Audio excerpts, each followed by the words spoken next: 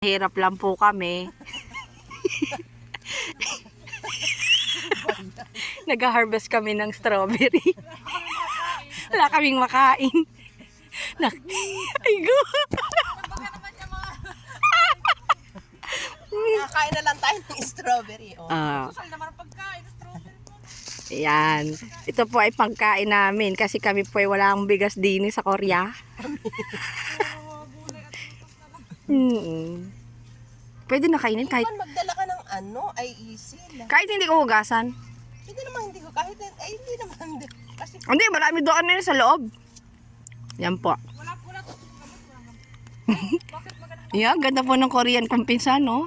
Koreana. Yan po yung Koreana kong tiyahin. Yeah, mahirap lang kami dito, namumulot kami ng strawberry. Bebenta namin sa palengke. Ang bira. Taga-video ako, taga-pulot sila. walang kaya guys. Gaga. Ganda ng bahay. Sa palengke ay ang liliit.